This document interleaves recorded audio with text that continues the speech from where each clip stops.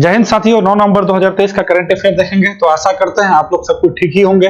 तो प्रारंभ करते हैं। क्या क्या आज आपका करंट अफेयर में महत्वपूर्ण क्वेश्चन बन सकता है, बात करेंगे। तो सबसे पहले क्या है ना कि सतह से सतह मार करने वाली बैलिस्टिक मिसाइल, जो कम दूरी की मिसाइल है, ठीक है, जिसका रेंज है आपका 350 से लेके 500 किलोमीटर तक आपका अब्दुल कलाम द्वीप उड़ीसा में पड़ता है, जिसका नाम पहले व्हेलर द्वीप था।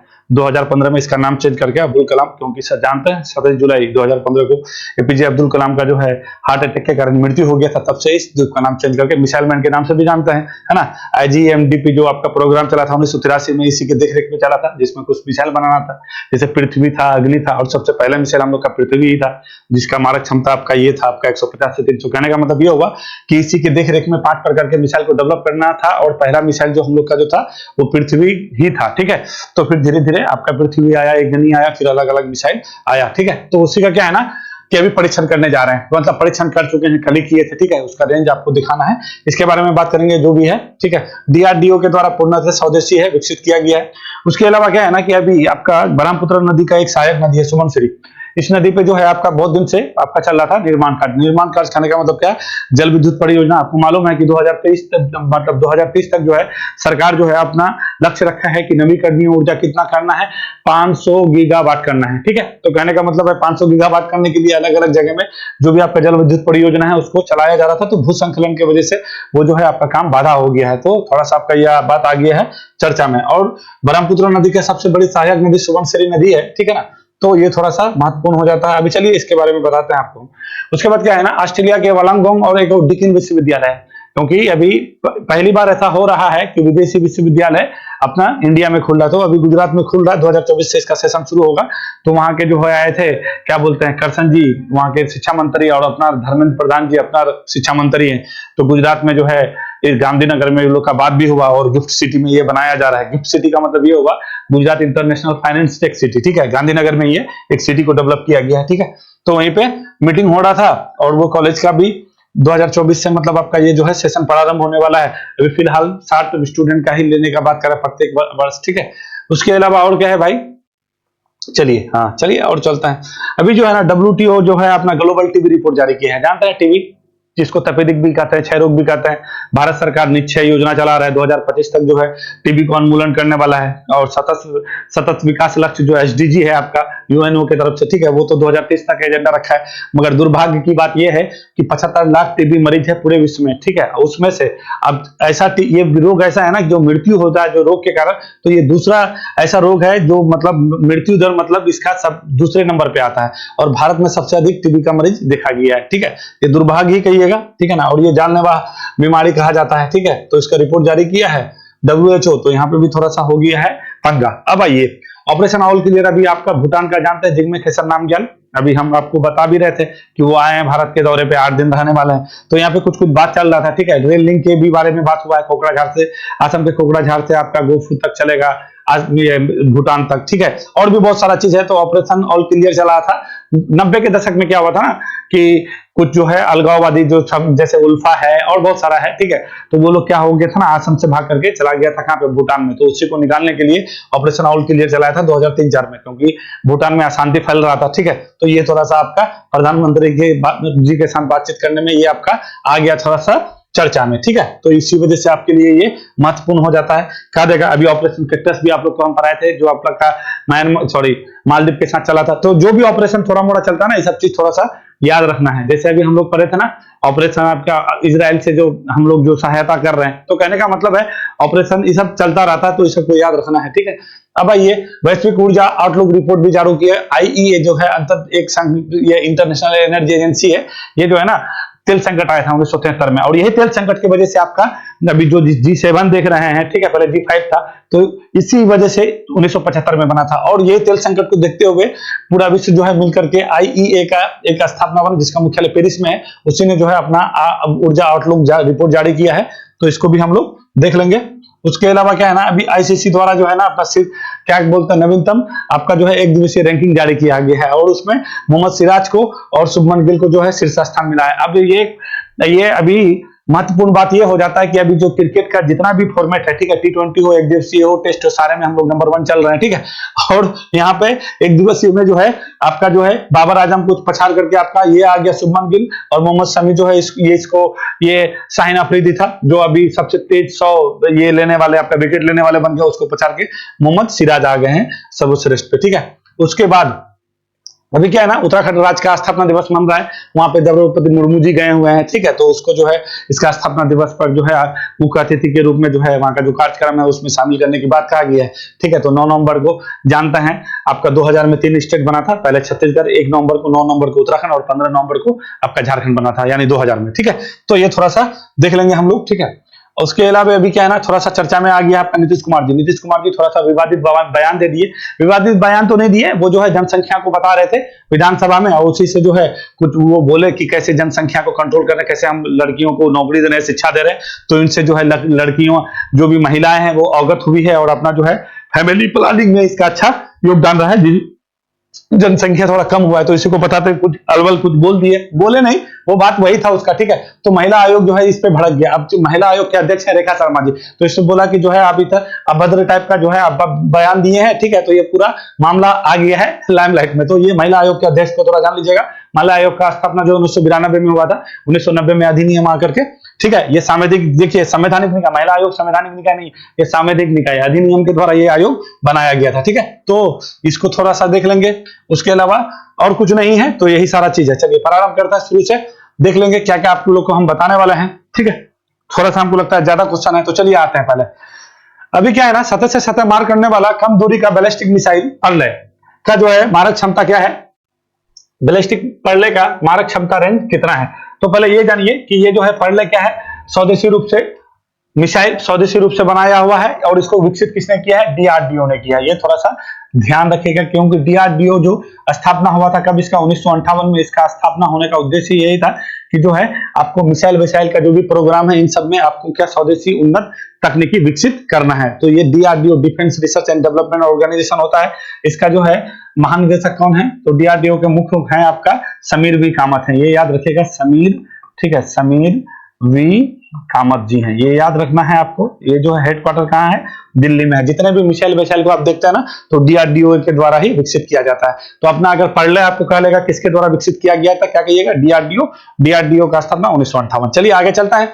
तो बैलिस्टिक मिसाइल पढ़ले का जो है मारक क्षमता कितना रखा गया है, तो क्या कहिएगा, 350 से लेके 500 किलोमीटर तक इसका मारक क्षमता है, और स्वदेशी है, और ये क्या है ना, बैलिस्टिक मिसाइल है, ठीक है। और ये क्या है ना, सतह से सतह मार करने वाला मिसाइल है। अब आइए थोड़ा मिसाइल विसाइल के बारे में थोड़ा सा बता देते हैं, क्योंकि ये जानना जरूरी है। जब आपको बताते हैं थोड़ा सा, 1983 में जो है इंदिरा गांधी उस टाइम प्रधानमंत्री हुआ करती थी, और हम लोग जो है इन सब चीजों में बहुत ज्यादा पीछे थे। जब हम लोग पहली बार परमाणु जो है परीक्षण किए थे 1974 में, उसके बाद जो है थोड़ा सा हम लोग इन सब चीज पे, क्योंकि पाकिस्तान बगल में चाइना युद्ध हो चुका था, तो इस सब से हम लोग बहुत ज्यादा परेशान हो रहे थे। तो हम लोग अपने क्या आत्मनिर्भर होना रक्षा के मामले में बहुत जरूरी है, ठीक है। तो एपीजे अब्दुल कलाम के मार्ग दर्शक में जो है इंदिरा गांधी जो है 1983 में एक प्रोग्राम लेके आती है जिसका नाम आईजीएमडीपी यानी इंटीग्रेटेड मिसाइल डेवलपमेंट प्रोग्राम, ये आया। और इसके तहत जो है आपका नाग था, त्रिशूल था, पृथ्वी था, अग्नि था, इन सब बनाना था। तो सबसे पहला अगर भारत का मिसाइल पूछेगा तो क्या कहिएगा, पृथ्वी था, ठीक है। ये भी सतह से सतह मार करने वाला है, ये भी क्या कहिएगा, सतह से सतह मार करने वाला है, ठीक है। और इसका मारक क्षमता कितना है, 150 से 300 किलोमीटर तक। दूसरा आया था उसका 250 से 350, और तीसरा जो था आपका ये 350 से अधिक 1000 तक है इसका, ठीक है। तो ये थोड़ा सा आपको याद रखिएगा, पृथ्वी, अग्नि और क्या बोलते हैं नाग, ये सब थोड़ा सा, त्रिशूल, ये सब थोड़ा सा आपको देख करके चलना है, क्योंकि बहुत बार मिलाने के लिए पूछ देता है कि अग्नि मिसाइल है कैसा है, पृथ्वी से हवा है, हवा से सतह है ना। तो ये सब चीज थोड़ा देख लेना है। तो अभी आपका जो पर्ले है ये क्या, अब ये क्यों विकसित किया गया बता देते हैं। जैसे अभी आप अपना भारत देख रहे हैं ना, ये आपका जम्मू कश्मीर है, ठीक है, बता देते हैं आपको थोड़ा सा, ये जरूरी, ये सब चीज देखिए, ये सब चीज थोड़ा सा जान लीजिएगा ना, तो इससे क्या हो जाएगा आपका कि आपका समझ एक विकसित, अरे यार क्या बना दिए, भारत बनने के चक्कर में कुछ और बन जा रहा है, ठीक है। अब इसको ऐसे करके बना लीजिए। तो ये जो है ना आपका ये LOC है, और यहाँ पे जानते हैं यहाँ चाइना के साथ है, ठीक है। 1962 के बाद जो है ये स्थिति हम लोग का यहाँ पे हो गया है। ये आपका इधर आइएगा तो अक्साई चीन, ऐसे सॉरी, हाँ अक्साई चीन वाला ये वाला एरिया है, गलती हो गया है, ये वाला चीन एक्साई चीन है, तो यहाँ पे LAC है और यहाँ पे LOC है, ठीक है। तो ये वाला एरिया में यहाँ पे जो है इसको तैनात करना है, इसी मेन जो इसको बनाया गया है इसी वजह से बनाना है। अगर आपको पूछ दे कि पर्ले मिसाइल को क्यों लॉन्च मतलब बनवाया गया है, तो क्या कहिएगा, LAC और LOC में इसको क्या करना है, तैनात करना है, और ये हवा में ही कोई मिसाइल अगर आएगा तो उसको मार करके गिरा सकता है। अब देखिए इसके बारे में थोड़ा, इसको पेलोड ले जाने की क्षमता कितना है, 1000 किलो तक पेलोड लेके जा सकता है, ठीक है। पर्ले मिसाइल का क्या है, क्या कहिएगा, पर्ले मिसाइल का पेलोड ले जाने की क्षमता कितना है, 1000 केजी तक है। और उड़ीसा के अब्दुल कलाम द्वीप से तो आपको हम बोल ही दिए हैं, ठीक है। इसका नाम पहले क्या, अब्दुल कलाम द्वीप का नाम पहले व्हीलर द्वीप था, ठीक है। जब अब्दुल कलाम जी का मृत्यु कब हो जाता है, देखिए अब्दुल कलाम के बारे में अभी आपको बताया भी थे, उसका जो है 15 अक्टूबर को, क्या बताए थे, अभी बताए थे आप लोग को, 15 अक्टूबर को जो है इसका जन्म दिवस मनाए थे, ठीक है। और अंत ये जो है आपका विश्व छात्र दिवस भी मनाए थे इसी के जन्मदिन पर, है ना, बताए थे। तो 27 जुलाई को इसका जो है निधन हो गया था, ठीक है। राष्ट्रपति भी रह चुके हैं अपने इंडिया का, ठीक है। तो 2015 को उसके बाद इस द्वीप का नाम चेंज करके, व्हीलर द्वीप का नाम चेंज करके क्या कर दिए हैं हम लोग, APJ अब्दुल कलाम द्वीप कर दिए हैं। जितने भी मिसाइल का परीक्षण किया जाता है तो यहीं से किया जाता है, ठीक है। ये अब बताइए, ये जो मिसाइल आपका काम करेगा किसके तर्ज पर बनाया गया है, तो चीन का एक उन लोग का मिसाइल है डोंगफोंग, ये याद रखिएगा, और रूस का जो है इस्कंदर है, इसी के तर्ज पर ये जो है अपना काम करेगा। तो ये दोनों चीज याद रखना है, कहेगा कि डोंगफोंग मिसाइल कहाँ का किसका है, तो क्या कहिएगा, चाइना का है, और ठीक है, इस्कंदर किसका है, तो रशिया का। अभी रशिया के बारे में बोले थे, जो अभी बुलावा का जो है वो अभी अपना क्या बोलते हैं अलेक्जेंड्रिया 3 से परीक्षण किया ना व्हाइट सागर में, उसको भी बताते आपको, ठीक है। तो ये चीज आपको याद रखना है। कहेगा कि पर्ले मिसाइल किसके समान है, तो क्या कहिएगा, चाइना का डोंगफोंग 12 और इस्कंदर किसका, रूस का है, ठीक है। तो ये थोड़ा सा समझते आपको चलना है। चलिए आगे बढ़ते हैं। अब आगे में क्या है, भूस्खलन के कारण जो है सुबनसिरी जल विद्युत परियोजना चर्चा में बना हुआ है। सुबनसिरी किस नदी का सहायक नदी है, तो ये किस नदी का सहायक नदी हो जाएगा, तो ये ब्रह्मपुत्र नदी का सहायक नदी हो जाएगा। ब्रह्मपुत्र नदी देखिए आपको थोड़ा सा बता देते हैं। ब्रह्मपुत्र नदी जो है टोटल इसका लंबाई 2880 किलोमीटर यानी 2900 किलोमीटर का लंबाई है, जिसमें से जो है भारत में इसका लंबाई कितना कहिएगा, 918 किलोमीटर है, ठीक है। तो ये कहां से निकलता है, देखिए यहाँ पे जो आपका कैलाश पर्वत है, ठीक है, यहाँ पे आपका चेमयांगडुंग ग्लेशियर है, ठीक है। इसका नाम क्या है, चेमयांगडुंग, ये लिखा हुआ नहीं है, लिख देता है आपको हम, चेमयांगडुंग जो है आपका ग्लेशियर है, यहाँ पे तिब्बत में पड़ता है, यहाँ से निकलता है। और यहाँ पे तिब्बत में इस नदी को क्या कहता है, यारलुंग सांगपो कहता है, यारलुंग सांगपो, ठीक है। क्या कहिएगा, यारलुंग, तिब्बत में ब्रह्मपुत्र नदी का नाम क्या है, यारलुंग सांगपो, ठीक है। बहुत बार पूछ लेता है ये सब नाम, तो आप लोग फंस जाइएगा, यारलुंग सांगपो, ठीक है। नाम है कहाँ पे, तिब्बत में। फिर ये नदी आता है आपका अरुणाचल प्रदेश में, देखिए आप देख रहे हैं यहाँ पे आकर के आपका ऐसे करके एंट्री मारता है, ठीक है, ये आता है, ठीक है। फिर ये आपका जो है ये आपका कहाँ पे, यही है आपका विश्व की सबसे बड़ी नदी द्वीप माजुली द्वीप, ठीक है। तो इधर से आपका इसका बायां तट और दायां तट दोनों आपको याद रखना है। तो इसका जो है एक सहायक नदी है, यहाँ पे देखिएगा, तो इधर से आपका ये सांगपो, फिर इधर से देखिए दिबांग, इधर से लोहित, इसके बाद बुरी दियांग, फिर ये आपका माजुली द्वीप इधर है। इधर से देखिएगा इसका दायां तट, बायां तट से, अच्छा इधर से जाएगा ना तो ये दायां तट हो गया, ठीक है। इधर से आइएगा तो दिहांग है, फिर पासी घाट है, फिर सुबनसिरी है, रंगा नदी है, फिर भड़ेली है। यहाँ पे आइएगा तो ये सारा इसका मानस है, ये सब इसका इतिपाई मुख, ये सब कहने का मतलब है इसका सब सहायक नदी है। तो ये सब आपको याद भी रखना है। बहुत बार पूछ लेता है कि इनमें से कौन ब्रह्मपुत्र का सहायक नदी नहीं है, तो मुख्यतः 3-4 को आपको तो याद, दिबांग याद रखना है, लोहित याद रखना है, कपिला याद रखना है, ठीक है। उसके बाद मानस याद रखना है, सुबनसिरी याद रखना है, ठीक है। और ये सब चीज थोड़ा सा बहुत बार पूछ लेता है, धनसिरी, सुबनसिरी, ये सब चीज आपको पूछ लेता है, तो आपको ये याद रखना है। ये आपका ब्रह्मपुत्र नदी तंत्र है। फिर यहाँ पे आगे आता है, देखिए ब्रह्मपुत्र नदी को मोटा मोटी आप इधर छोड़ दीजिए, इधर बहुत सारा नदी है, पगला जाइएगा, ठीक है। ब्रह्मपुत्र नदी तिब्बत से निकलता है, तिब्बत के कहां से, चेमडुंगयांग ग्लेशियर से निकलता है। तिब्बत में इस नदी को क्या कहते हैं, तो क्या कहिएगा, यारलुंग सांगपो कहता है।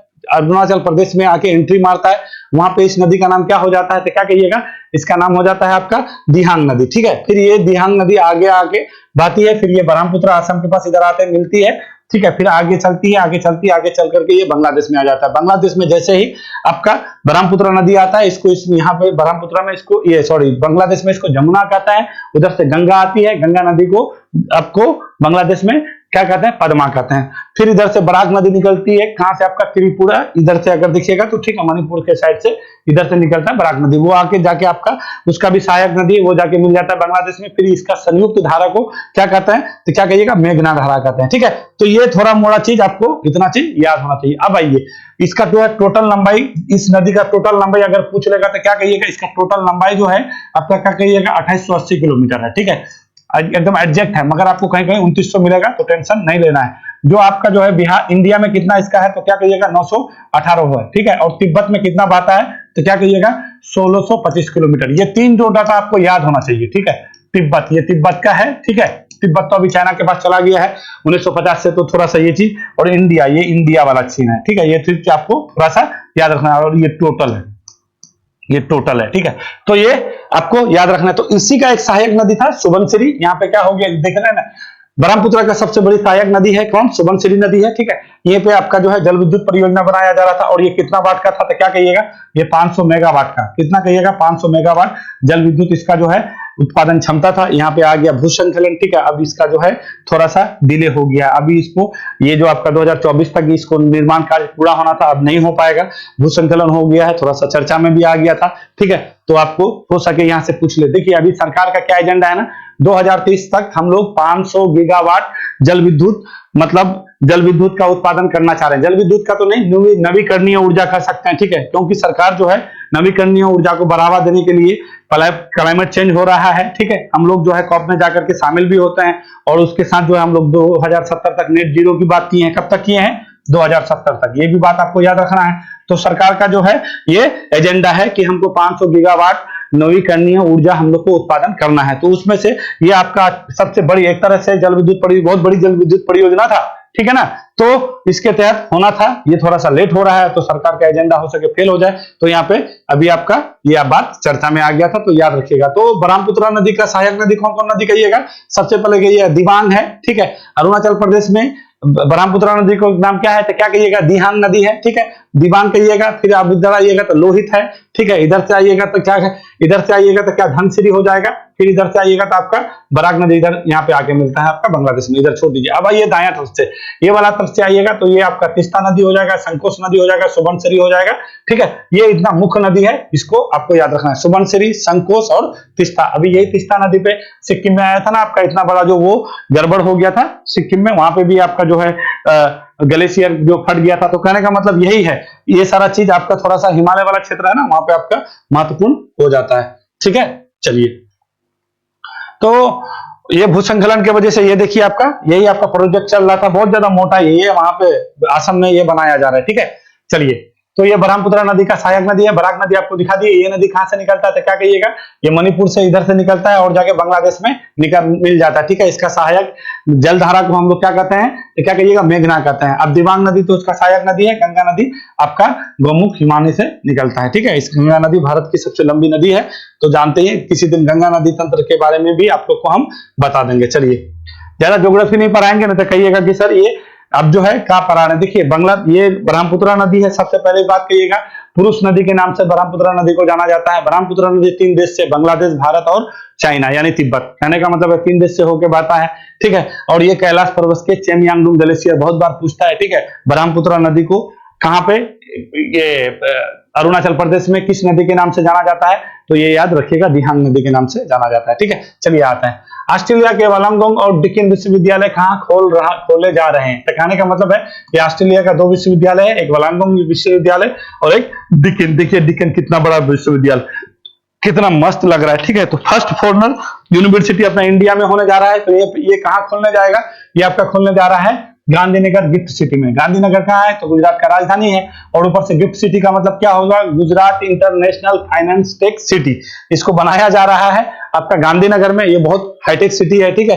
फाइनेंस टेक तो आप समझ ही रहे हैं, ठीक है ना। तो यहीं पे क्या है ना कि अभी जो है ऑस्ट्रेलिया के शिक्षा मंत्री आए थे और अपना शिक्षा मंत्री, ठीक है, गांधीनगर में ये लोग का जो है पहली बार भारत और ऑस्ट्रेलिया के बीच जो है आपका जो शिक्षा और कौशल के इस पे जो है आपका क्या हुआ है, इस बार आपका पहली बार बैठक हुआ है। देखिए ये दोनों विश्वविद्यालय 2024 में अपना क्या परिचालन शुरू करेगा और पहली बार ऑस्ट्रेलिया भारत शिक्षा और कौशल परिषद की बैठक गांधीनगर में गुजरात में आयोजित हुआ है। तो ये याद रखिएगा कि किसके साथ कहेगा कि भारत और मतलब ये शिक्षा और कौशल पर जो है भारत किसके साथ जो है पहली बार बैठक किया है? तो क्या कहिएगा? ऑस्ट्रेलिया के साथ। ऑस्ट्रेलिया का राजधानी कैनबरा। और यहाँ का जो है ना प्रधानमंत्री कौन है? एंथनी अल्बनीज है, ठीक है। एंथनी को याद रखिएगा। एंथनी जी इस बार, एंथनी जी जो है ना ये जो है अभी बहुत चर्चा में है। जानते हैं क्या है? थोड़ा सा बता देते हैं। एंथनी अल्बनीज है, ठीक है। लिख रहे हैं अल्बनीज है, ठीक है। ये एंथनी अल्बनीज क्या है ना, क्वाड, जानते हैं आप लोग क्वाड? क्वाड का संकल्पना 2004 में आया था, फिर 2017 में ये शुरू हुआ। फिर सबसे पहले आपका जापान में जो है इसका क्वाड का सम्मेलन भी हुआ था। इस बार भी जो है जापान में हुआ था, G7 जब चल रहा था। तो क्वाड है ना, क्वाड भारत, ऑस्ट्रेलिया, अमेरिका और जापान है, ठीक है।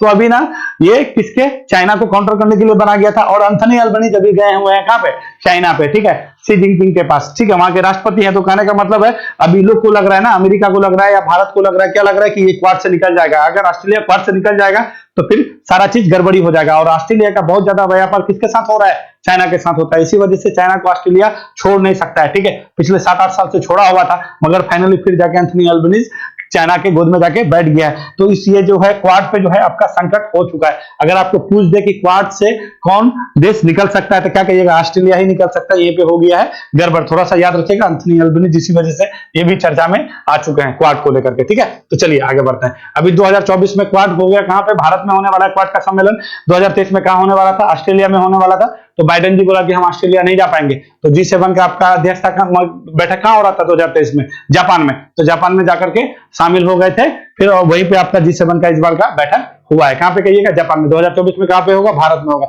यही क्वाड का संकट आपको दिख रहा है। एंथनी अल्बनीज़ चाइना चला गया, जब ऑस्ट्रेलिया इससे निकल जाएगा तो फिर वो वाला क्षेत्र में फिर पकड़ कम हो जाएगा। तो कहने का मतलब है एंथनी अल्बनीज़ को आपको याद रखना है, ये ऑस्ट्रेलिया के प्रधानमंत्री है। और ऑस्ट्रेलिया के शिक्षा मंत्री कौन थे अभी, चलिए आइए। भारत के शिक्षा मंत्री धर्मेंद्र प्रधान और ऑस्ट्रेलिया के शिक्षा मंत्री कौन हो जाएंगे, आपका जेसन क्लियर है, ठीक है। इन्हीं दोनों के बीच जो है पहली बार आपका क्या हुआ है, बैठक हुआ है। कहां पे, गुजरात में हुआ था। किसको लेकर के, तो क्या कहिएगा, शिक्षा और कौशल परिषद का बैठक हुआ। कहां पे, गांधीनगर में। याद रखना है कौन दो यूनिवर्सिटी, वालंगोंग यूनिवर्सिटी और एक कौन सा, डिक्कन यूनिवर्सिटी था। ये दोनों यूनिवर्सिटी था ना, यही है आपका डिक्कन यूनिवर्सिटी और वालंगोंग यूनिवर्सिटी। कहां पे है भैया, तो क्या कहिएगा, गुजरात में, अहमदाबाद में खोला गया। ऑस्ट्रेलिया का पहला जो है ये मतलब फॉरेनर विश्वविद्यालय है। और ये जो है आपका, ये क्या बोलते हैं हम लोग का, जो ये नई शिक्षा नीति है ना 2020 वाला, मतलब 2020, उसी शिक्षा नीति के तहत इसको पढ़ाया भी जाएगा, ठीक है। इसमें जो है 2024 में जो है इसका आपका सेशन शुरू हो रहा है। और अभी शुरुआत में जो है आपका 60 स्टूडेंट होगा, ठीक है, ये याद रखना है, 60 स्टूडेंट होगा। और आपको बता देते हैं पीजी का देगा, ठीक है, अच्छा डिग्री देने वाला है अभी फिलहाल के लिए, समझे। अभी 60 ही स्टूडेंट है, फिर बाद में आगे बढ़ाया जाएगा। तो विदेशी विश्वविद्यालय याद रखिएगा, किस कहां का, ऑस्ट्रेलिया का। चले आगे बढ़े, चलिए आगे क्या है। WHO ग्लोबल टीबी रिपोर्ट के अनुसार टीबी का सबसे अधिक मामला किस देश में है। देखिए बोल रहा है क्या ना, देखिए WHO तो टर्डो सा जन्म को तो जान ही रहे हैं, ये जो है हर बार अपना टीबी रिपोर्ट निकालता है, इस बार भी निकाला है, ठीक है। WHO का पहले स्थापना देख लीजिएगा, 7 अप्रैल को स्वास्थ्य दिवस भी मनाते हैं 1948 को। चलिए अब आगे बढ़ते हैं। ग्लोबल टीबी रिपोर्ट के अनुसार टोटल देखिए पूरे विश्व में जो है 75 लाख ऐसे लोग हैं जो टीबी से ग्रसित हैं। ये बात पहले आपको याद रखना है। और सबसे अधिक जो है मरीज आपका कहां पे है, अपना भारत में है। देखिए भारत क्या है ना, 2025 तक जो है टीबी को समाप्त करने की बात करें कि टीबी मुक्त भारत बनाना है 2025 तक, एजेंडा ही रखें। और आपका जो है एक योजना भी चला रहा है, निश्चय योजना, ठीक है, याद रखिएगा। क्या निश्चय फल किससे संबंधित है, तो क्या कहिएगा, टीबी से। और यहीं पे अगर आपका यहीं पे एसडीजी की बात करेगा, एसडीजी सस्टेनेबल डेवलपमेंट गोल होता है, ठीक है। ये सस्टेनेबल डेवलपमेंट कब तक टीबी को खत्म करना है, 2030 तक खत्म करना है। और भारत का लक्ष्य कितना है, 2025 तक।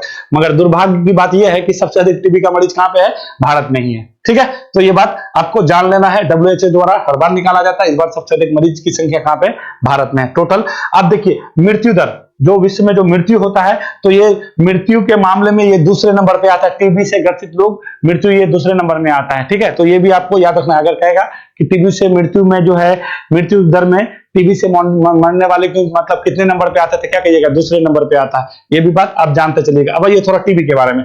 टीबी दिवस मनाता है 24 मार्च को मनाता है, ये भी बात जान लीजिए, 24 मार्च को टीबी दिवस मनाता है। टीबी क्या है, बैक्टीरिया से, इसी को हम लोग क्या कहते हैं, इसको 2-3 रोग भी कहते हैं। टीबी को हम लोग क्या कहते हैं, 6 रोग भी कहते हैं, ठीक है। उसके बाद और कौन रोग कहते हैं इसको, टीबी जो है आपका कौन सा, आपका ये जो है माइकोबैक्टीरियम ट्यूबरकुलोसिस से, जो है माइकोबैक्टीरियम ट्यूबरकुलोसिस से ये आपका टीबी बीमारी होता है, ठीक है। इसका जीवाणु का नाम बता रहे हैं, माइकोबैक्टीरियम ट्यूबरकुलोसिस, ठीक है।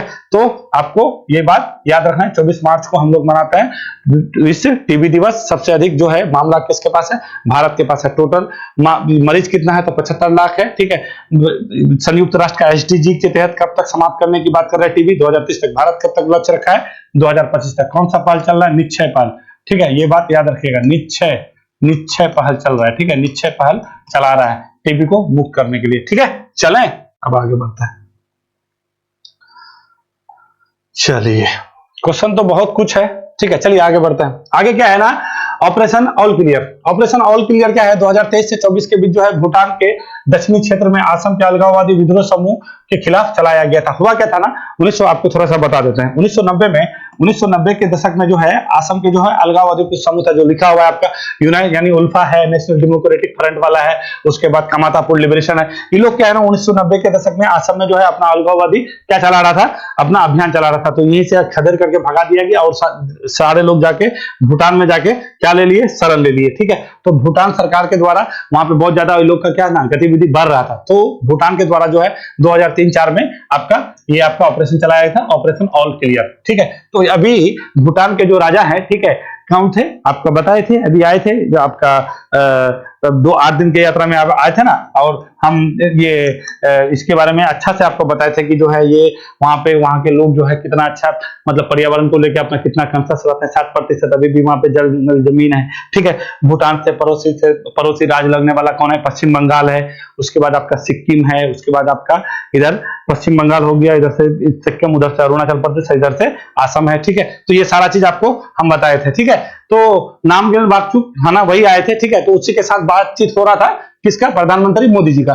तो उसी में आपका ये ऑपरेशन क्लियर नाम से जो है, ऑल क्लियर नाम से ये बात आगे निकल करके आया, तो आपका आ गया थोड़ा सा चर्चा में। तो चर्चा में जो भी चीज जो भी ऑपरेशन बने उस ऑपरेशन को आपको जानना है। तो कहेगा कि ऑपरेशन ऑल क्लियर किससे संबंधित है, तो क्या कहिएगा, तो कहिएगा कि भूटान से संबंधित है। क्या हुआ था, तो असम के जो कुछ अलगाववादी समूह था, वो समूह नेपाल से उठ करके कहां भाग गए थे, भूटान में भाग गए थे। क्योंकि जो है असम का जो है ना कुछ क्षेत्र जो है आपका लगता है कहां पे, आपका असम ये भूटान से लगता है। क्योंकि अभी भूटान और भारत के बीच ना रेल लिंक हम लोग शुरू करने वाला है, लगभग 57 किलोमीटर के करीब करीब। तो कहने का मतलब है असम का कोकराझार से भूटान के जो है गोल्फू में भी चलेगा। गोलेफू एक जगह है भूटान का, वहीं तक हम लोग जो है रेल लिंक की, और ये 2026 तक पूरा भी होगा। और भारत की तरफ से पूरा पैसा किसकी तरफ से दिया जाएगा, भारत की तरफ से ये पूरा पैसा आपको दिया जा रहा है। तो कहने का मतलब है ये रेल लिंक भी याद रखेगा। जैसे अभी आपको अखोरा अगरतला लिंक बताए थे ना, तो इसी तरह से आपको ये भी रेल कोकराझार गोल्फू कहेगा रेल लिंक इसके बीच चलेगा, तो क्या कहिएगा, भूटान के साथ चलेगा। किसके साथ, भूटान के साथ। थोड़ा सा भूटान को आपको दिखा देते हैं। ठीक है,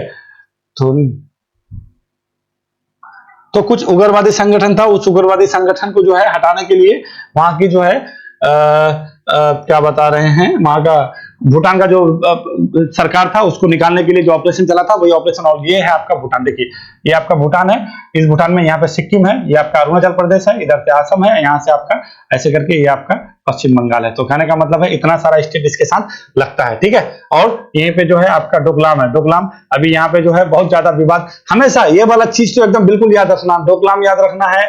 इधर से जो है आपका ये वाला अरुणाचल प्रदेश वाला जो है, यहाँ पे वाला ये जो है आपका कौन सा ये मठ है, ठीक है, तवांग घाटी, ये भी आपको याद रखना। ये सब चीज बहुत ज्यादा महत्वपूर्ण हो जाता है, तिब्बत के साथ लगा हुआ चीज है। क्योंकि तिब्बत अब तो चाइना के पास चला गया है, तो चाइना चाहता है कि अपना प्रभुत्व तो हम भूटान तक बनाए, नेपाल तक बनाए, ये वाला एरिया तो वो अपना ही कहता है। तो कहने का मतलब ये है कि थोड़ा सा इस सब चीज को आपको इंटरनेशनल चीज देख के चलने का है। ठीक है, चलिए आगे बढ़े। तो भूटान के साथ सीमा साझा करने वाला कौन कौन सा स्टेट हो जाएगा, तो क्या कहिएगा, सबसे पहले कहिएगा कि इधर से अरुणाचल प्रदेश है, इधर से असम है, इधर से पश्चिम बंगाल है, इधर से सिक्किम है। ठीक है, थोड़ा सा ये सब चीज आपको जान के चलना है। तो अभी क्या ऑपरेशन ऑल क्लियर हो गया। अलगाववादी विद्रोह कहेगा कि कौन कौन समूह इससे संबंधित था, तो क्या कहिएगा, उल्फा। उल्फा तो बहुत बार पूछता है कि कहाँ का अलगाववादी समूह है, तो थोड़ा सा याद रखिएगा। ये असम का है, क्या नाम, United liberation front of Assam. बहुत बार इसका फुल फॉर्म भी पूछ लेता है, national democratic front of Bodoland. Bodoland के भी बारे में, बोडोलैंड का मांग हमेशा चलता रहता है कि बोडोलैंड अलग स्टेट, जैसे खालिस्तान का मांग कर रहा है ना ये सब। ठीक है, उसी तरह से बोडोलैंड, अभी पुन्नू का भी नाम सुनिएगा, बहुत ज्यादा चर्चा में आ गया था। ठीक है, तो बोडोलैंड हो गया। उसके बाद ये आपका कामतापुरा लिबरेशन ऑर्गेनाइजेशन। ठीक है, तो ऑपरेशन ऑल क्लियर किसके, ऑपरेशन कैक्टस किसके साथ बोले थे, तो मालदीव के साथ बोले थे। ठीक है, तो ये सब चीज आपको बिल्कुल भी याद रख के चलना है। चलिए अब आते हैं, अब आइए ये क्वेश्चन क्या है, वैश्विक ऊर्जा outlook report IEA international energy agency. देखिए ये क्या है ना, ये 1973 में जो ना तेल संकट आ गया था पूरे विश्व में। ठीक है, और यहाँ पे इजराइल का उस टाइम भी आपको याद होगा 1973 में भी इजराइल और फिलिस्तीन के बीच लड़ाई हुआ था, और इजराइल फिलिस्तीन के समर्थन में सारा अरब देश आ गया था, और यूरोप के देश में पश्चिमी देश के साथ जो है तेल संकट आ गया था। ठीक है, इसी तेल संकट को देखते हुए उस टाइम जो है 1974 में, क्या कहिएगा, 1974 में जो है आपका एक संगठन का स्थापना किया जाता है जिसका नाम वैश्विक ऊर्जा एजेंसी, ये आपका हो जाए IEA। ठीक है, और इसका मुख्यालय कहाँ है, फ्रांस के पेरिस में है, ठीक है, ये याद रखिएगा, ठीक है, फ्रांस के कहां पे है, पेरिस में है, इसका मुख्यालय है, ठीक है। तो यही आपका तेल संकट। और इसी के बाद 1975 में आप देखिएगा कि आपका G5, वो आप जो आज का जो G7 देख रहे हैं, जितने भी आपका जो है विकसित देश जो आपका है, ठीक है, जैसे कनाडा है, अमेरिका है, ब्रिटेन है, जापान है, इटली है, ये सब क्या है, G7 का ही तो सदस्य है, ठीक है ना। अभी G7 का 2024 में कहां होने वाला है, इटली में, 2023 में कहां हुआ था, जापान में हुआ था ना सम्मेलन। तो ये G7 का स्थापना आपका 1975 में होता है, ये तेल संकट। तो ये तेल संकट एक तरह से बहुत बड़ी बात। और ये तेल संकट क्यों आया था, तो क्या कहिएगा, 1973 में एक लड़ाई हुआ था, जैसे 6 डे वार हुआ था ना, ठीक है, 6 डे वार के बाद जो है 1973 में आपका लड़ाई हुआ था इजराइल और फिलिस्तीन के बीच। इजराइल और फिलिस्तीन के बीच बहुत बार लड़ाई हुआ, याद रखिएगा। 1947-48 में एक बार पहले लड़ाई हुआ, फिर आपका 6 डे वार हुआ 1966 में, फिर उसके बाद जो है 1973 में लड़ाई हुआ, फिर 1987 के करीब करीब हुआ है, ये लोग का चलता रहा है, ठीक है। फिर ओस्लो अकॉर्ड आपका कहां पे हुआ, 1993 में हुआ।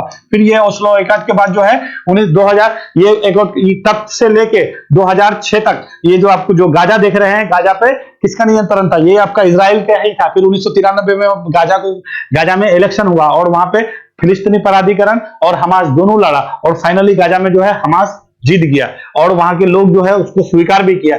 तो जो देश जो है उसको वहां पे इलेक्शन जीता, कोई देश जो है उसको वहां का गाजा का जो है प्रशासन के रूप में उसको मान्यता दिया, और कोई पश्चिमी देश जो है उसको मान्यता हमास को नहीं दिया। इसी वजह से देखिएगा पश्चिमी देश जो है हमास को आतंकवादी संगठन कहता है, और बहुत सारे देश उसको कहता है कि ये गाजा का क्या है, शासन प्रशासन चलाता है, ठीक है। तो कहने का मतलब यही है विवाद। तो आपको ये थोड़ा सा याद रखना है, ये तेल संकट बहुत बड़ा कहानी था, इजराइल फिलिस्तीन की वजह से बहुत घटना हुआ है। फिर बाद में जाकर के आपका जो है G20 जो बना, तो कहीं ना कहीं यही आपका फिर संकट आया इधर अपनी दक्षिण पूर्व एशिया में। उसी संकट के बाद जो है ये सारे देश को मिलकर के आपका G7 और जो देश इधर दक्षिणी पूर्वी एशिया और जो भी विकासशील देश था सारा मिलकर के फिर आपका G20 बना, है ना। तो यहां से आपका बहुत ज्यादा आपका तार जुड़ा हुआ रहता है, तो इस तार को थोड़ा सा समझते चलना है। तो तेल संकट के बाद आपका 1974 में आपका कौन, IEA का स्थापना हुआ। फिर ये IEA का स्थापना होने के बाद जो है कि कैसे जो है ऊर्जा संकट से निपला जाए। फिर आगे चल के 1975 में G7 का स्थापना होता है, ठीक है। उस टाइम कनाडा अमेरिका था, फिर बाद में जाके आपका इसमें इटली जोड़ा, फिर जापान जुटा था, है ना। तो ये थोड़ा सा आपको चीज को समझते चलना है। तो उसी के द्वारा जो है वैश्विक ऊर्जा आउटलुक रिपोर्ट 2023 जारी किया गया है, ठीक है। इसमें बहुत सारा चीज बात कहा गया है कि कैसे भारत का स्थिति सम्मानजनक नहीं बताया गया है। अगर आपको कोई कह दे कि वैश्विक ऊर्जा आउटलुक रिपोर्ट किसके द्वारा जारी किया जाता है, तो याद रखना है IEA, एक आउटलुक रिपोर्ट जो IMF के द्वारा जारी किया जाता है। इसी वजह से हम ये क्वेश्चन फ्रेम किए कि कहीं फंस ना जाइए, ठीक है। चलिए आगे बढ़ते हैं। आईसीसी का जारी न्यूनतम एक दिवसीय रैंकिंग में देखिए, आईसीसी जो है अभी जानते हैं 13वां विश्व कप हो रहा है, और 13वां विश्व कप जो है अभी आपका धमाल मचाया हुआ है। अब देखिए आपका जो है भारत का अब किसके साथ सेमीफाइनल खेलेगा, अब तक ये बात क्लियर नहीं हुआ है, ठीक है। इधर तो आपका ऑस्ट्रेलिया का तो क्लियर हो गया, दक्षिण अफ्रीका के साथ खेलेगा, मगर भारत का अब देखिए अफगानिस्तान के भी साथ खेल सकता है, पाकिस्तान के साथ भी खेल सकता है ना। तो ये थोड़ा सा अभी विवाद में तो नहीं, कहने का मतलब अभी सस्पेंस में बना हुआ है। तो अभी आईसीसी के द्वारा जो है न्यूनतम रैंकिंग जारी किया है, उसमें जो है बल्लेबाज की सूची में शीर्ष स्थान पर शुभमन गिल को, हम लोग का जो है सलामी बल्लेबाज है, फर्स्ट नंबर में यही जाता है, ठीक है। और ये किसके जगह में ले लिया, किस बाबर आजम को जानते हैं, कहां के बाबर आजम जो है कहां के हैं, तो ये पाकिस्तान के खिलाड़ी हैं। कहां के हैं भैया, पाकिस्तान के ये हैं, ये पहले शीर्ष स्थान पर था। और वनडे रैंकिंग में भारत का टीम शीर्ष स्थान पर है। उसके बाद टेस्ट में भी भारत नंबर 1 में चला गया। सब चीज में अभी आईसीसी रैंकिंग में हम लोग टॉप पे चल रहे हैं। तो बल्लेबाज की सूची में शुभमन गिल नंबर 1, और गेंदबाज की सूची में शीर्ष स्थान पर कौन आ गया है, मोहम्मद सिराज आ गया। मोहम्मद सिराज के बारे में तो जान ही रहे थे, अभी पूरा एकदम धमाल मचा के रखे थे, श्रीलंका को सुता दिया। तो कहने का मतलब है ये दोनों को आदमी को जो है आपको शीर्ष स्थान मिला है। ये किसका स्थान लिया है, तो ये किसका, ये कहिएगा ना, ये स्थान लिया है आपका शाहीन अफरीदी है, ठीक है। सबसे तेज 100 विकेट लेने वाले आपका जो है गेंदबाज हैं ये, ठीक है, ये गेंदबाज है, ठीक है। तो ये थोड़ा सा आपको याद रखना है। अब इस बार आईसीसी 20 का थोड़ा सा बता देते हैं। इसका जो है इस बार का जो इसका क्या बता रहे थे, आईसीसी 20 कप, आईसीसी जो है वर्ल्ड कप जो हो रहा है, इसका क्या संस्करण, 13वां संस्करण, ठीक है, 13वां संस्करण। उसके बाद जो है आईसीसी का जो आपका एम्बेसडर है, ग्लोबल एम्बेसडर कहिएगा सचिन तेंदुलकर, एम्बेसडर कहिएगा तो शाहरुख खान है, ठीक है। और इसका आपका ये क्या रखा गया है भाई, ये क्रिप्टोवर्स है, ठीक है। क्या कहिएगा, क्रिप्टोवर्स है, ठीक है। इसका जो है क्या बोलते हैं, शुभंकर क्या रखा है, क्रिप्टोवर्स रखा गया है, ठीक है। अभी टोटल 10 क्या बोलते हैं 10 टीम खेल रहा है, ठीक है। कितना टीम खेल रहा है, कहां भाग गया, कितना टीम खेल रहा है, क्या कहिएगा 10 टीम खेल रहा है, गड़बड़ हो गया ना। 10 टीम खेल रहा है, ये बात आपको थोड़ा सा याद रखना है। चलिए अब आए थोड़ा सा अब आता है। चलिए गेंदबाज की सूची में ये हो गया आपके। अब देखिए T20 में भी थोड़ा सा याद रखिएगा, T20 में जो ना T20 फॉर्मेट में इसमें भी हम लोग शीर्ष स्थान पर हम ही लोग हैं, ठीक है। तीनों फॉर्मेट याद रखिएगा, एक दिवसीय T20 और आपका क्या बोलते हैं टेस्ट फॉर्मेट। अब ये उत्तराखंड राज्य स्थापना दिवस जो है 9 नवंबर को मनाया जाता है। चलिए अच्छा, इसको तो और भी दूसरे जगह था ना, वहां पे से ले लेता है, ठीक है, थोड़ा सा आपको ज्यादा समझ में आएगा। चलिए यहां से ले लेते हैं।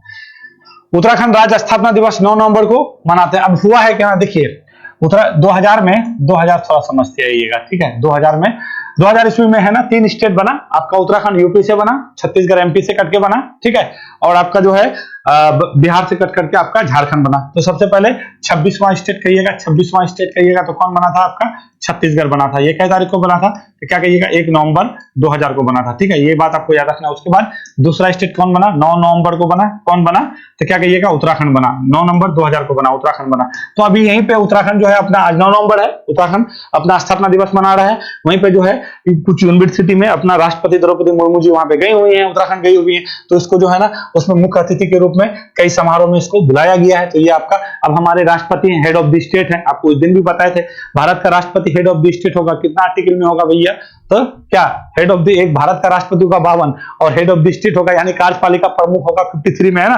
तो हेड ऑफ द स्टेट है, सारा काम राष्ट्रपति के नाम पे होता है, ठीक है। अलग सी बात है, नाम मात्र का है, बट है तो, है ना। तो उसका अगर कहीं पे कोई यात्रा होता है और कोई स्थापना दिवस को लेकर के इस तरह से, तो थोड़ा सा महत्वपूर्ण हो जाता है, तो याद रखिएगा। देखिए अभी कर्नाटक, अभी 1 नवंबर को बहुत सारा 6 स्टेट का जो है स्थापना दिवस मनाते हैं, कर्नाटक का, मध्य प्रदेश का, राजस्थान का, तो हम वो सब नहीं बताएं आपको, जरूरी भी नहीं है, वो पूछता भी नहीं है, मगर जहां पे थोड़ा सा चीजें महत्वपूर्ण हो जाता है क्योंकि नया स्टेट है, ठीक है, और ऊपर से राष्ट्रपति भी गए हुए हैं, तो आपका थोड़ा महत्वपूर्ण हो जाता है, तो याद रखिएगा।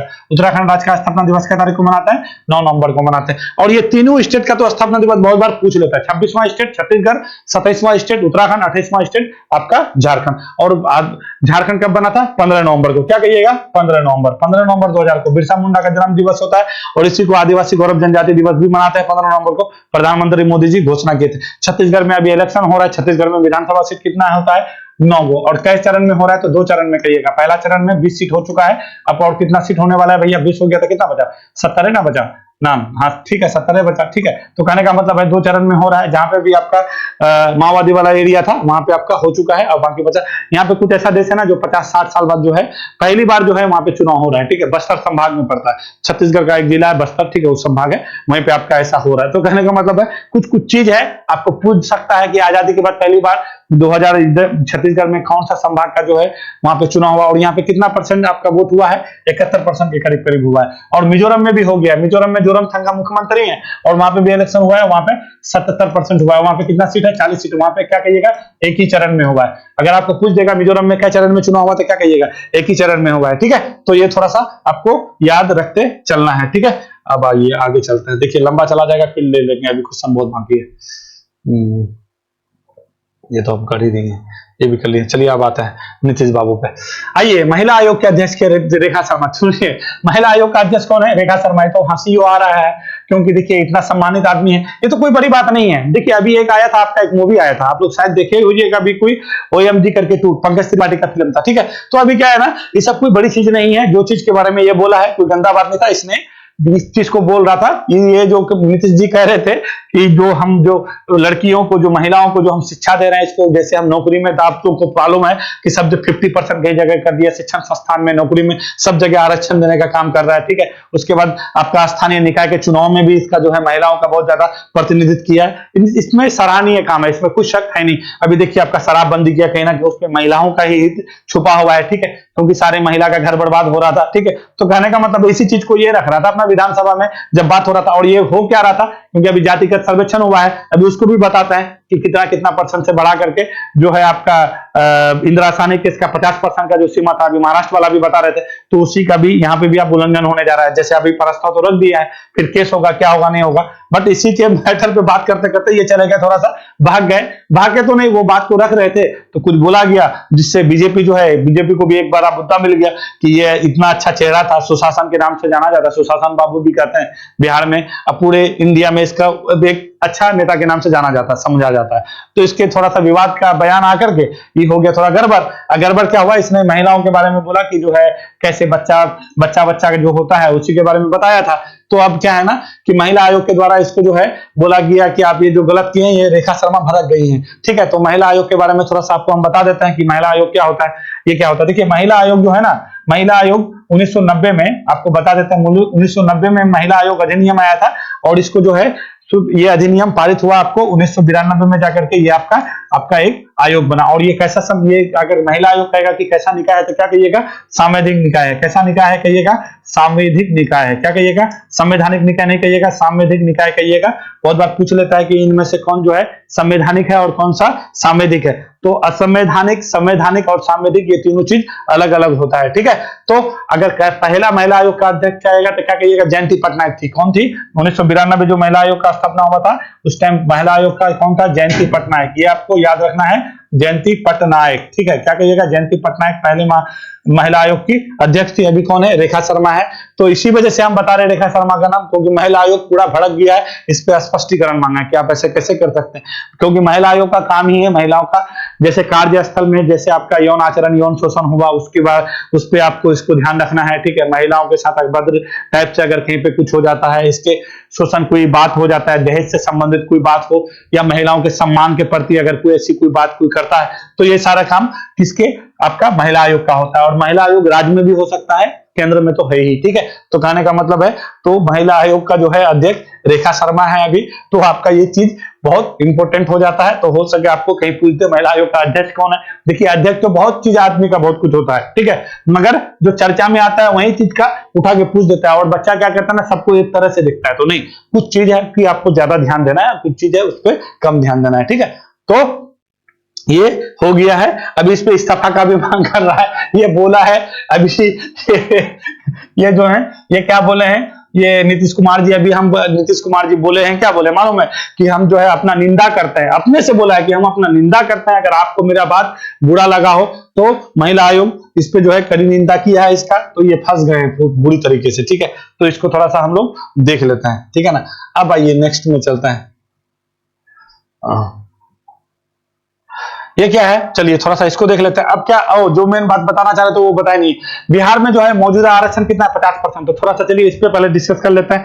इससे पहले बड़ा जब महाराष्ट्र का जो है ओबीसी का दर्जा के बारे में बता रहे थे कि वहां पे जो है बहुत ज्यादा हल्ला चल रहा था। ठीक है, कि वहां पे महाराष्ट्र में बहुत ज्यादा आंदोलन चल रहा है, मराठा को जो है जो कुंभी जाति के थे उसको आरक्षण की बात हो रहा है, 16% आरक्षण दिया था, फिर सुप्रीम कोर्ट जो है उसका 2021 में रोक लगा दिया था। तो सेम टू सेम अब यही कहानी है, बिहार में भी आपका आरक्षण दिया जा रहा है। आरक्षण का सीमा कितना है, 50% से बढ़कर के अब कितना परसेंट हो जाएगा, 65% प्रस्ताव का मंजूरी दे दिया गया। अब ये देखिए इंदिरा साहनी के 1992, इसको तो आपको याद ही रखना है। ठीक है, ये आया था और ये ओबीसी का जो 27% आरक्षण सीमा है इसको स्वीकार कर लिया, और क्या बोला था कि 50% की सीमा से बाहर नहीं होगा। इंदिरा साहनी के सी बात तो आप लोग जानते हैं। अब बिहार सरकार जो जातिगत जनगणना किया है आपका ईबीसी और बीसी बहुत ज्यादा होने की वजह से, तो भैया उसको तो आरक्षण, मेन जातिगत आरक्षण क्यों करवाया गया, आरक्षण ही देने के लिए। तो इस आरक्षण का प्रस्ताव रख दिया गया है। तो अब ये प्रस्ताव को लेकर के, क्योंकि 50% वाला सीमा तो उल्लंघन हो रहा है, कितना हो जा रहा है, अगर 10% ईडब्ल्यूएस को जोड़ दीजिएगा तो टोटल मिला के 75% बिहार में भी आपका हो जाएगा। और इंदिरा साहनी केस क्या बोलता है, 50% से अधिक आपका सीमा का उल्लंघन नहीं होना चाहिए। तो केस तो होना स्वाभाविक है। तो देखिए किस किस जाति को कहां पे एससी के लिए किसके लिए कितना रखा गया, आपको हम बता देते। देखिए आबादी आइए पहले, एससी का आबादी टोटल बिहार का जो आपका लगभग 13 करोड़ की आबादी बोला गया है ना। अभी आपका जो जातिगत जनगणना हुआ है वो वाला जनगणना नहीं, उसमें 10 करोड़ है। ठीक है, 2011 में जो जनगणना हुआ था उसमें 10 करोड़ याद रखिएगा। तो इस आबादी में कितना 19.7% टोटल है, कितना कहिएगा 19.7% टोटल आपका जनसंख्या है। इसको अभी कितना दे रहा है 16%, कितना मांग प्रस्तावित कितना है 20%। बिल्कुल ये डाटा याद रखना है, ये डाटा याद नहीं रखिएगा फंस जाइएगा। एससी का अभी कितना दिया जा रहा है, वर्तमान आरक्षण 16% है, कितना का मांग कर रहा है, प्रस्तावित कितना रखा है 20% रखा है। एसटी 1.2% जनसंख्या है। ठीक है, इसको जो है आरक्षण कितना है 1% के करीब करीब है और 2% का मांग किया जा रहा है। ईबीसी 27% जनसंख्या, बीसी और ईबीसी का कितना 36% जनसंख्या, 12% 18% दोनों को मिल रहा है। अब दोनों मिला करके अब दोनों का बढ़ा करके कितना 43% का मांग कर लिया, किसका बीसी का और ओबीसी का, और दोनों का मिला करके लगभग 66% आबादी 63 जोड़ लीजिएगा, जोड़ लीजिए ना, कितना है, कितना हो गया, 6 से 12 1 13 और 3 2 5 है, 63% आबादी। यानी कहने का मतलब है 63% आबादी है जिसका 43% का आरक्षण का प्रस्तावित किया है। अभी मिल कितना रहा है भाई, 12% 18% जोड़ दीजिएगा तो कितना, लगभग 40% के करीब, 8 2 10 और 2 1 3, कितना हो गया भाई, 8 2 10, 30% मिल रहा है। और मांग कितना, यानी 30% अभी दोनों मिला के मिल रहा है। मांग कितना रहा है, 43% का प्रस्तावित रखा है। ईडब्ल्यूएस का जैसा था 15.52 इसका आबादी है, 10% तो आप जानते हैं, 103वां संविधान संशोधन, इसको याद रखिएगा, ठीक है। कब जोड़ा गया था तो क्या कहिएगा, 2019 में, ठीक है। इकोनॉमिकली आर्थिक रूप से जो कमजोर लोग हैं उसी के लिए ईडब्ल्यूएस आया था, ठीक है, ये याद रखिएगा। सबसे पहले ये आया था कब, 1991 में, पीवी नरसिम्हा राव के सरकार में, बता दें आपको, ठीक है। उसके बाद ही इंदिरा साहनी के 1992 में आया था। बोला ये जो है मंडल कमीशन का जो रिपोर्ट था आपका कि 27% वाला तो हम दे देंगे, 27% तो हम दे देंगे, मगर ये जो है आरक्षण का सीमा 50% से अधिक नहीं होना चाहिए। ये सुप्रीम कोर्ट इस चीज को इस केस में ये क्लियर किया। यही 50% को लेकर के फिर बिहार में देखिएगा बहुत बड़ा घमासान होगा, क्योंकि प्रस्तावित तो कर दिया है, अब ऐसे जोड़िएगा तो कितना परसेंट हो जाएगा, 75% हो जाएगा, ठीक है। अब 75% का सीमा, 50% कहां 75%, ठीक है। तो अब होगा लफड़ा, अब जब लफड़ा होगा तो कहानी यहाँ पे हो सकता है। तो ये चीज आपको एकदम बिल्कुल भी याद रखना है। इसका जनसंख्या इतना अभी कितना दिया जा रहा है और कितना का मांग किया जाता है। तो ईडब्ल्यूएस में कोई भी चेंजिंग नहीं है, जैसा है वैसा ही है, 10% ही होगा। अब मेन लफड़ा है अभी जो मिल रहा है आपका 30%, ईबीसी और बीसी मिला करके अब कितना का प्रस्तावित किया, 43% का, एसटी 2%, एससी कितना दे रहा है, 16%, मांग कितना रहा है, 20%। जनसंख्या जैसा है, क्योंकि इसका करने का उद्देश्य ही था, यही था, आर्थिक समाज, ये जो आपका अभी जो है जातिगत जनगणना करने का मतलब यही था, हम जाति के हिसाब से जनगणना कर लेंगे, उसी हिसाब से हम आरक्षण क्लियर करेंगे। मगर नीतीश बाबू ये बात भूल गए हैं कि इंदिरा साहनी केस आकर के हमारा सीमा 50% रखा है। अभी यहाँ पे महाराष्ट्र में देखिए कितना बड़ा आंदोलन खड़ा हो गया, एक तरह से सब क्या है, आंदोलन का ही बीज बो रहे हैं, ठीक है। तो देखिए क्या होता है आगे में, तो यह डाटा आपको बिल्कुल भी याद रखना है, ठीक है, आरक्षण को लेके।